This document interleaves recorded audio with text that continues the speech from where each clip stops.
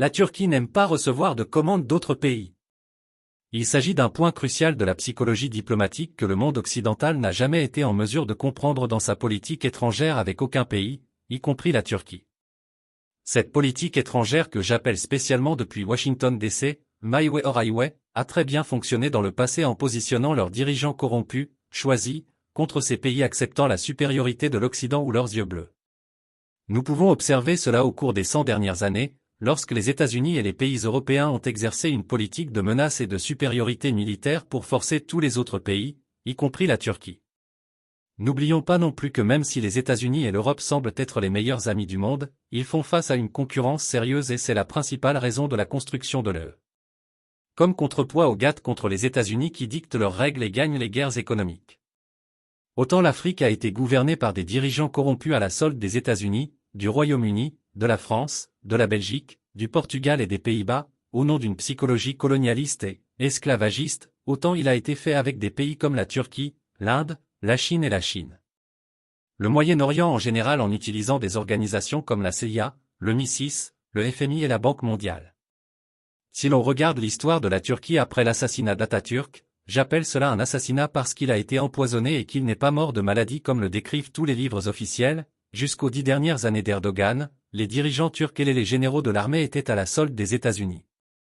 C'est un fait et certains pourraient se sentir offensés en Turquie, mais nous devons regarder les choses directement et ne pas mentir.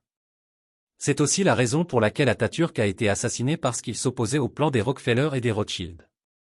Quand je mentionne ces deux familles, c'est parce qu'aujourd'hui encore le monde est gouverné au sommet de la pyramide, que je l'appelle aussi la Kabbale. Les États-Unis, qui sont en réalité les Rockefeller, n'ont jamais voulu que la Turquie devienne une nation indépendante sur le plan énergétique et riche en pétrole, car ils connaissaient la psychologie turque selon laquelle s'ils étaient économiquement en bonne santé, personne n'aurait pu les faire chanter et les forcer à obéir aux ordres venant des États-Unis. L'Ouest. Il y a un changement majeur en Turquie après le coup d'État de 2016, lorsque les États-Unis ont tenté de renverser ou d'avertir Erdogan avec un coup d'État manqué. J'ai une vision machiavélique des choses et je ne crois en rien au pied de la lettre. Ce serait une longue discussion sur qui était derrière le coup d'État de 2016 et surtout sur le « pourquoi ». Erdogan est devenu un maître d'échecs en politique étrangère qui met tout le monde de l'autre côté de l'échiquier dans une position d'échec et mat. Les États-Unis, le Royaume-Uni et l'UE ne s'attendaient jamais à une telle performance et à une telle capacité de la part de la Turquie et d'Erdogan. Ils ont tout essayé et ils essaient toujours de revenir et de prendre le commandement de la Turquie et ils luttent toujours. Il s'agit du complexe de supériorité colonialiste de l'Occident qui ne peut accepter que d'autres nations non anglo-saxonnes puissent être suffisamment intelligentes et fortes pour les battre dans leur propre jeu. La critique de la Turquie qui, en tant que membre de l'OTAN, achète des S-400 à la Russie est très hypocrite et menteuse quant à la manière dont elle a poussé la Turquie à se rapprocher de la Russie et à acheter ses produits de défense. Initialement, l'administration Obama, influencée par Israël, les Rothschild et les Rockefeller, s'est opposé à la vente des missiles Patriot à la Turquie. Il pensait que la Turquie, comme par le passé, allait accepter cette décision. Cela a été un signal d'alarme pour le dirigeant turc et l'a poussé à rechercher des alternatives pour défendre l'espace aérien turc qui n'avait aucune protection contre la Grèce, Israël et les États-Unis. Ils ont magasiné avec la Chine et la Russie. Ils ont découvert que les S-400 étaient en réalité un produit plus performant que les Patriots. Suite à la décision forcée de la Turquie d'acheter les S-400, Washington a imposé de nouvelles sanctions contre la Turquie et, en guise de punition, a retiré la Turquie du programme F-35. Cela a été une bénédiction pour la Turquie, au même titre que son refus d'adhérer à l'UE. La Turquie a payé près de 2 milliards de dollars aux États-Unis pour les F-35 et, aujourd'hui encore, cet argent n'a pas été remboursé. Les sanctions ont été une bénédiction pour la Turquie, qui l'a obligée à devenir indépendante et à construire son propre complexe militaro-industriel au lieu d'être une nation de troisième classe mendiant des armes à l'Occident et en particulier aux États-Unis, qui posaient toujours des conditions et contrôlaient leur utilisation de ces armes par voie électronique depuis le Pentagone. Erdogan et la Turquie ont connu beaucoup de succès grâce aux nouveaux ingénieurs jeunes et bien formés en Turquie pour construire des armes et des drones de classe mondiale qui ont changé la donne dans plusieurs conflits, y compris maintenant en Afrique où les Français, les États-Unis et le Royaume-Uni sont en guerre. Expulsés.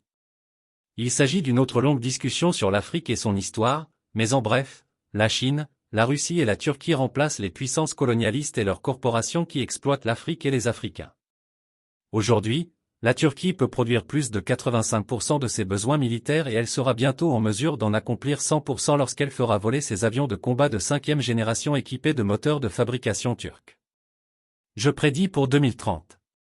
Car tous les missiles y compris les équivalents des S-400 et des Patriots sont désormais fabriqués localement par des ingénieurs turcs. Nous connaissons tous les exploits des drones turcs capables d'utiliser des missiles fabriqués localement. Dans le passé, seuls des missiles fabriqués aux États-Unis pouvaient être utilisés sur les F-16.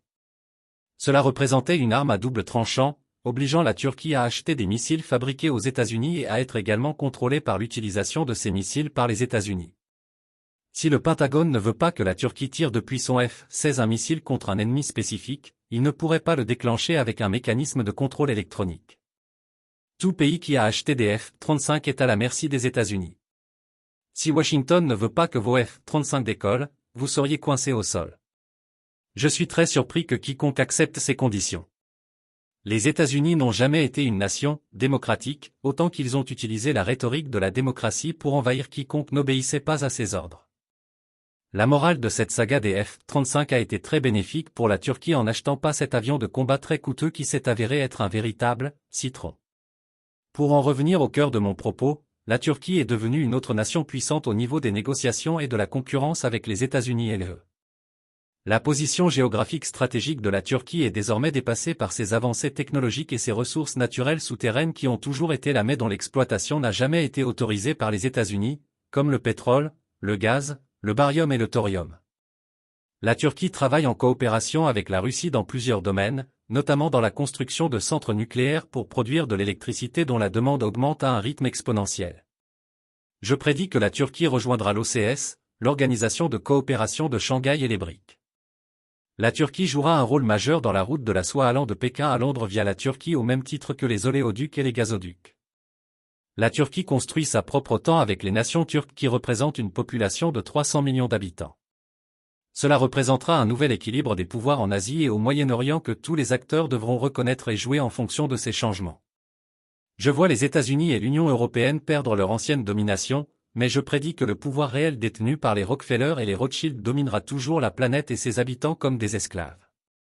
Les guerres sont une affaire et le complexe militaro-industriel Congrès décide et crée. Si jamais vous pensez que la guerre en Ukraine et à Gaza s'est produite par accident, vous devrez changer de lunettes.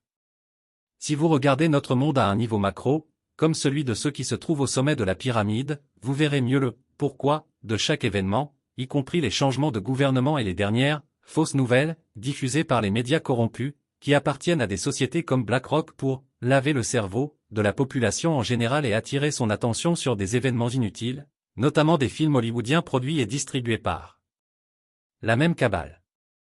Comme touche finale à cet essai, je voudrais attirer votre attention sur un jeu stratégie fondamental joué par la même cabale. Les États-Unis, la Russie et la Chine ne sont pas autant d'ennemis qu'ils le prétendent depuis de nombreuses années.